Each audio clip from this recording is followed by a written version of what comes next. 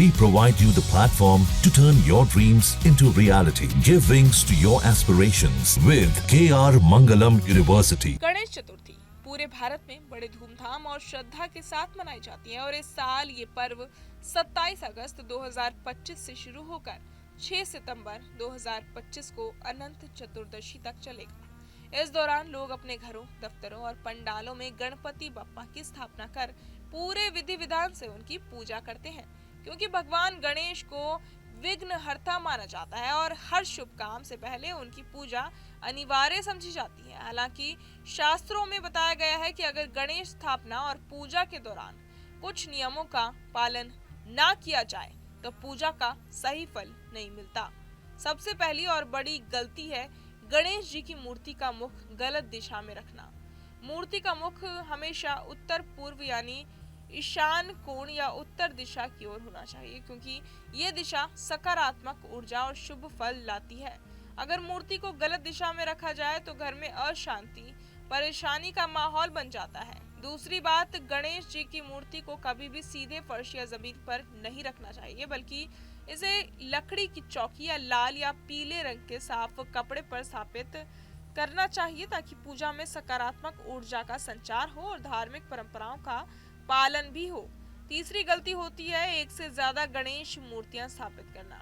लोग कई बार घर या पंडाल में एक से ज्यादा मूर्तियां रख लेते हैं, जबकि ये परंपरा सही नहीं मानी जाती। एक ही स्थान पर सिर्फ एक मूर्ति होना शुभ होता है, क्योंकि ज्यादा मूर्तियों से पूजा का प्रभाव कमजोर हो सकता है और श्रद्धालुओं के मन में भ्रम की स्थिति पैदा हो सकती है। चौथा नियम है कि पूजा के लिए कभी भी टूटी फूटी, खंडित या अधूरी मूर्ति का प्रयोग ना करें। भगवान की पूजा हमेशा पूरी और सुंदर मूर्ति से ही करनी चाहिए, क्योंकि टूटी मूर्ति से नकारात्मक ऊर्जा फैलती है और पूजा का असर कम हो जाता है।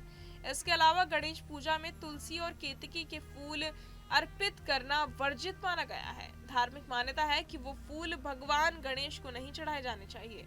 इसके बजाय दूर्वा घास, गुड़हल जैसे लाल फूल और मोदक का प्रसाद चढ़ाना सबसे शुभ और प्रिय माना जाता है।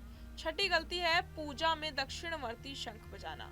शंख बजाना वैसे शुभ होता है, लेकिन गणेश पूजा के दौरान दक्षिणवर्ती शंख वर्जित है, क्योंकि इससे नकारात्मक असर हो सकता है। इसलिए हमेशा सामान्य शंख का इस्तेमाल करना चाहिए। अंत में विसर्जन के समय लापरवाही नहीं करनी चाहिए।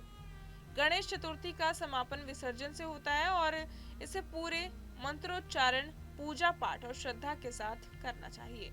अगर बिना विधि विधान या जल्दबाजी में विसर्जन कर दिया जाए तो इसे अशुभ माना जाता है। सही तरीके से और श्रद्धा के साथ विसर्जन करने पर गणपति की कृपा बनी रहती है और घर में सुख समृद्धि आती है। तो कुल मिलाकर अगर इन 7 गलतियों से बचा जाए तो गणेश पूजा सफल, फलदायक और जीवन में खुशहाली लाने वाली होती है। बहरहाल इस पूरी जानकारी को सुनकर आप क्या कुछ सोचते हैं, हमें कमेंट बॉक्स में जरूर बताएं और बाकी तमाम खबरों के लिए सब्सक्राइब करें न्यूज़ नेशन। जहां भक्ति है हर शब्द में, कथाओं में छुपे हैं दिव्य रहस्य और ज्योतिष देता है जीवन को दिशा। धर्म से जुड़ी हर बातों को जानने के लिए हमारे चैनल स्तुति को सब्सक्राइब करें। चैनल पर जाने के लिए इस लिंक पर क्लिक करें।